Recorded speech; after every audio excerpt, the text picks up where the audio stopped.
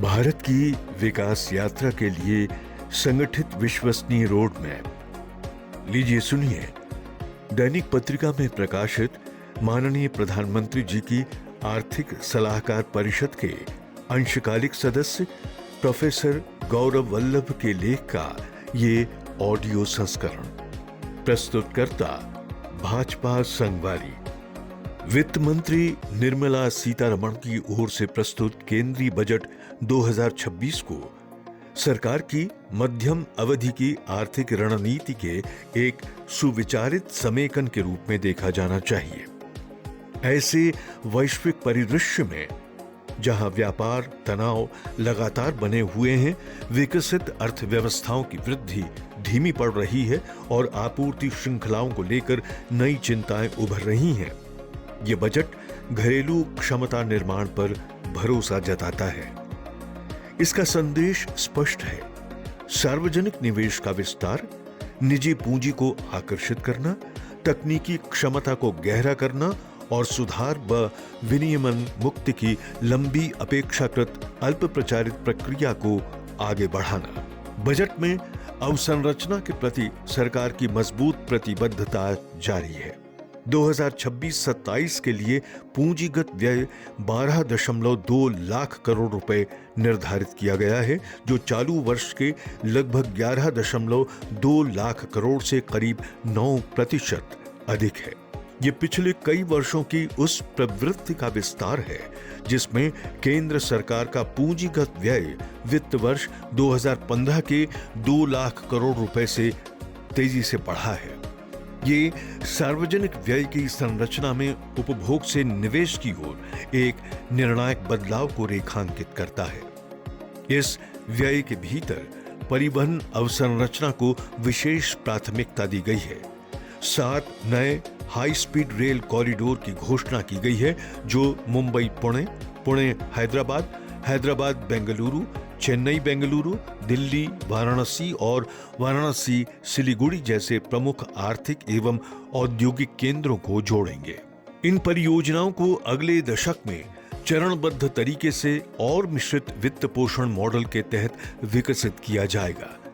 यात्री परिवहन के साथ साथ बजट लॉजिस्टिक्स दक्षता पर भी जोर देता है।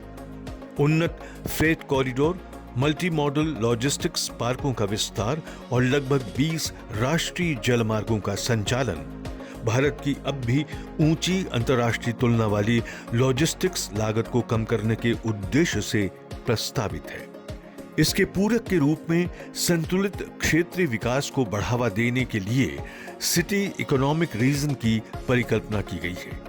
प्रत्येक क्षेत्र के लिए 5 वर्षों में 5,000 करोड़ रुपए का समर्पित वित्तीय समर्थन प्रस्तावित है, जिससे टीयर 2 और टीयर 3 शहरों में शहरी अवसंरचना, औद्योगिक क्लस्टर और सेवा पारिस्थितिकी तंत्र को सुदृढ़ किया जा सके। यदि अवसंरचना बजट की भौतिक रीढ़ है, तो तकनीकी और नवाचार उसकी रणनीतिक धार हैं।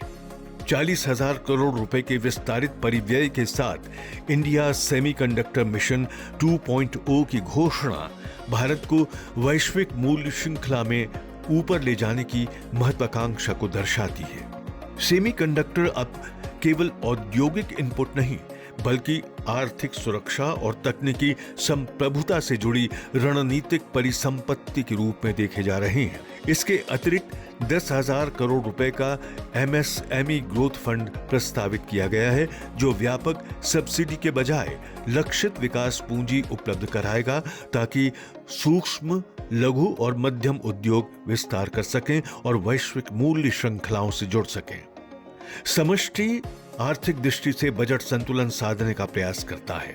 जीडीपी के 4.3% का राजकोषीय घाटा लक्ष्य पूंजीगत व्यय बढ़ाते हुए भी समेकन की दिशा में एक सार्थक कदम है।